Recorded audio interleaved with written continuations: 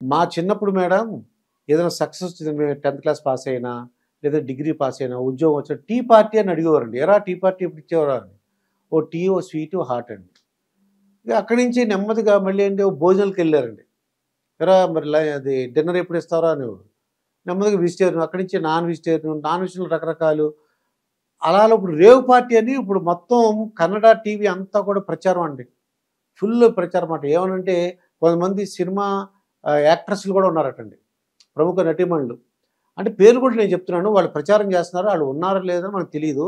హేమ గారు ఒకడు, అది యాంకర్ శ్యామల అండి, మన పిఠాపురం పవన్ కళ్యాణ్ దాంట్లో తిరిగారండి. ఎలక్షన్ క్యాంపెయిన్లో వంగ గీత గారి తరఫున కొద్దిగా ప్రచారం చేశారు. వాళ్ళ ఇద్దరు ఉన్నారని, ఇంకా చాలామంది ఉన్నారని చెప్పి ప్రచారం. అది నిజం ఎంతవరకు తెలీదు. దీన్ని ఎలా చూద్దాం అంటారు మేడం? దుర్గాప్రసాద్ గారు మీరు అన్నారు కదా ఇదివరకు రోజుల్లో టీ పార్టీ అని. టీ పార్టీ రోజులు పోయినాయి. ఇప్పుడు టీ పార్టీ అయింది, ఆ తర్వాత నాన్ వెజిటేరియన్ పార్టీ అవుతుంది, నాన్ వెజిటేరియన్ తర్వాత మందు పార్టీ అవుతుంది, మందు పార్టీ తర్వాత ఇప్పుడు రేవ్ పార్టీ. ఇది మొదలైంది, ఈ దరిద్రం మొదలైంది. అసలు గెలిచారండి, ఒక మంచి సెలబ్రేషన్ చేసుకోవాలి. తన దగ్గర ఉన్న వాళ్ళందరికీ ఇంత డబ్బులన్నీ ఇచ్చేస్తే వాళ్ళ ఫ్యామిలీతో ఎంజాయ్ చేస్తారు కదా. వాళ్ళు ఎంతో కొంత సమయాన్ని వెచ్చించుంటారు ఈ ఎలక్షన్స్ అప్పుడు. ఫ్యామిలీ మెంబర్స్ వదిలేసి వాళ్ళంతా వచ్చి ఇక్కడంతా చాలా త్యాగాలు చేసి చాలా కష్టపడి క్యాంపెయిన్ చేసి తిరుగుంటారు కదా.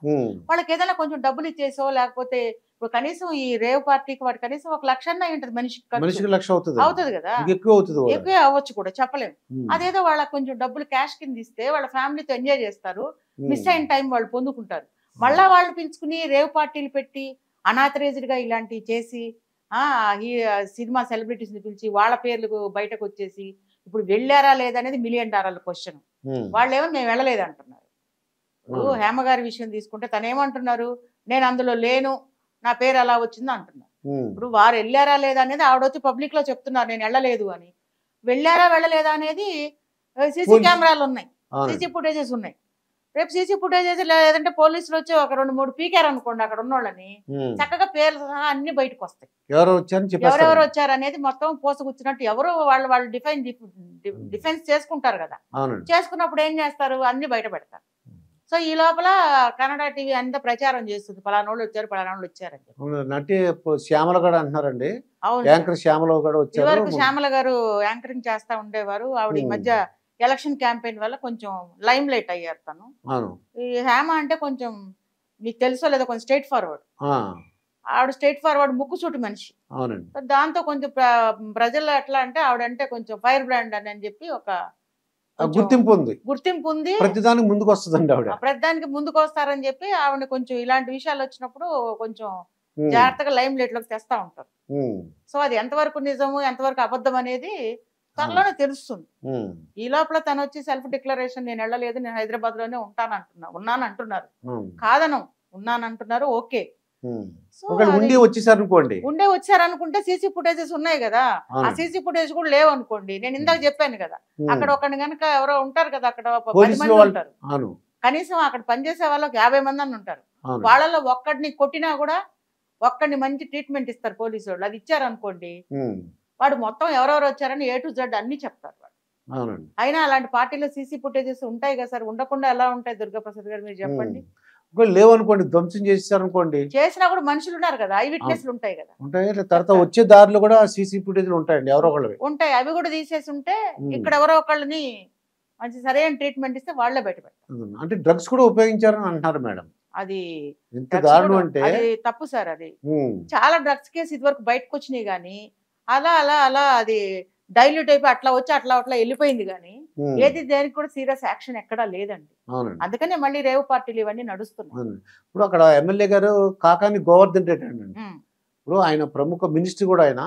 ఆ మినిస్టర్ ఉండి వాళ్ళు ఎలా చేయడం అనేసి ఇప్పుడు మంచి అవకాశం ఇచ్చినట్టు అయింది కదా ప్రతిపక్ష వాళ్ళకి. అంతే కదా.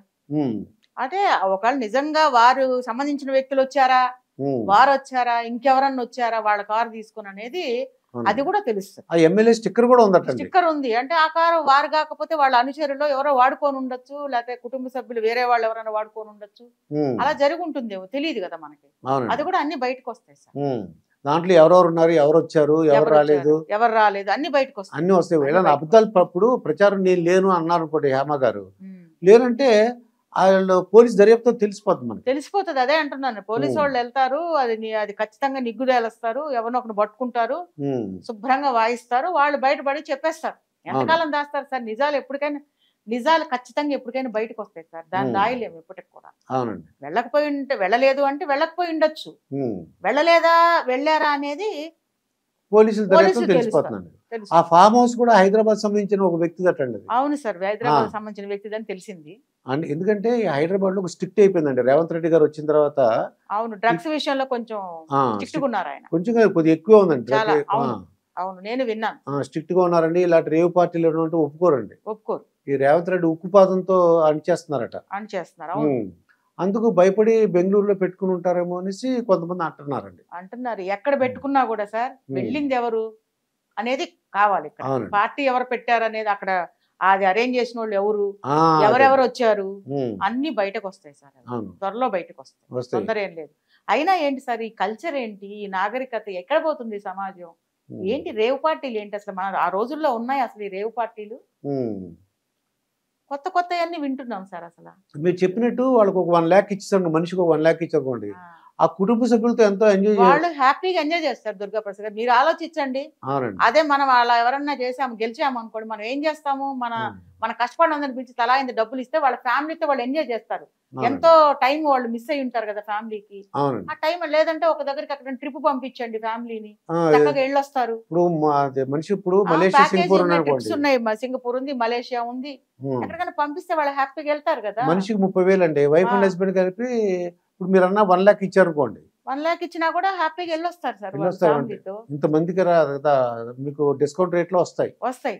ఈ పార్టీలు చేసుకొని గందరగోళాలు ఏంటి, ఆడపిల్లల పేర్లు బయటకు రావడం ఏంటి, వెళ్ళారని వాళ్ళు ఏమీ వెళ్ళలేదని, ఏంటి సార్ ఇది? అసలు ఎటువైపోతుంది సమాజం? అసలు ఏమైపోతుంది? కల్చర్ ఏమైపోతుంది? నాగరికత ఏమైపోతుంది సార్? పాశ్చాత్య నాగరికతను తెచ్చుకొని దాన్ని అడాప్ట్ చేసుకొని ఆ లెవెల్లో పార్టీలు చేసుకోవాలని ప్లాన్ చేస్తున్నారా? మన దేశంలో కూడా, మన దేశాన్ని కూడా ఇట్లా నాశనం అయిపోతుంది. అసలు చాలా బాధేస్తుంది అన్ని వింటుంటే. ఇవన్నీ చూస్తుంటే మీరు అన్నట్టు కొద్దిగా డెవలప్డ్ కంట్రీస్ ఉంటాయి, వాళ్ళకు అక్కడ ఉన్నటువంటి కల్చర్, ఆ కల్చర్ అడాప్ట్ చేసుకుంటున్నారు. ఆ కల్చర్ వాళ్ళ యొక్క బాడీ తత్వానికి, వాళ్ళ ఇదికి సరిపోతుంది సార్. అది మన వాళ్ళు అంత భరాయించేటువంటి బాడీ అంటే ఆ ఫిట్నెస్ లేదు వీళ్ళకి. ఎందుకండి మనకు అసలు ఆ పార్టీలు, అనాథరైజ్డ్ పార్టీలు, వాటి వల్ల హెల్త్ ఎంత ఇదవుతుంది చెప్పండి. ఇప్పుడు వాళ్ళు ఆ వెళ్ళిన వాళ్ళందరూ కూడా, ఆ చుట్టాలందరూ ఎంత పరుగు పేరిట అవుతుంది కదా. అంతే కదా మరి. ఇప్పుడు వాళ్ళందరూ కూడా ఆ షర్ట్లు ఇలా మొహాలు దాచుకుని, పోలీసులు వచ్చినప్పుడు పేర్లు కూడా బయటకు వచ్చేసినాయి కదా. అది ఎంత ఇన్సల్ట్ గా ఫీల్ అవుతున్నారు వాళ్ళు. అసలు కెరీర్, వాళ్ళు యంగ్స్టర్స్ ఉన్నారు అనుకోండి, వాళ్ళ కెరీర్ ఏమైపోతుంది? రేపు పొద్దున పోలీసులు కేసు రిజిస్టర్ చేశారు అనుకోండి, ఆ కుర్రోళ్ళు గాని ఎవరన్నా అమ్మాయిలు గాని, ఎవరన్నా అమ్మాయిలు అనట్లేదు, కుర్రోళ్ళు ఉన్నారనుకోండి, వాళ్ళ భవిష్యత్తు ఏంటి రేపు? ఆ వయసులో వాళ్ళు అక్కడికి వెళ్ళి ఆ పార్టీలు చేసుకోవడం అవసరమా? ఒకవేళ వచ్చిన వాళ్ళు అయ్యి ఉంటే వాళ్ళ పిల్లల పరిస్థితి ఏంటి వాళ్ళకి తెలుస్తుంది కదా. అప్పుడు వాళ్ళు ఎలా ఫీల్ అవుతారు? మీ డాడీ లేకపోతే మీ సిస్టర్, మీ బ్రదర్ ఇలా దొరికారు పలానా చోట అంటే వాళ్ళకి ఎంత ఇన్సల్ట్ ఉంటది? ఇవన్నీ ఆలోచించరా సార్ ఈ పార్టీలకు వెళ్ళే వాళ్ళు, పిలిచేవాళ్ళు? ఆ పార్టీ ఇచ్చే రాజకీయ నాయకుడు అన్నా తెలుసుకోవాలి కదా. తెలుసుకోవాలి కదా మరి. మరి ఏ ఉద్దేశంతో ఇచ్చారో తెలుసుకుంటే ఇప్పుడు ఇక్కడ మనకు మాట్లాడుకునే అవసరం ఏముంటది సార్? తెలిసి చేస్తారో తెలియక చేస్తారో తెలీదు, అది తప్పు అని తెలిసినా చేస్తున్నారు. అది తప్పు, ఇది చేయకూడదని తెలిసినా కూడా చేస్తారు. పబ్లిక్ అవుద్దని కూడా తెలుసు. అదొక రకమైన పబ్లిసిటీ అనుకుంటున్నారో ఏంటో నాకు అర్థం కావట్లేదు. కరెక్ట్ కాదు సార్.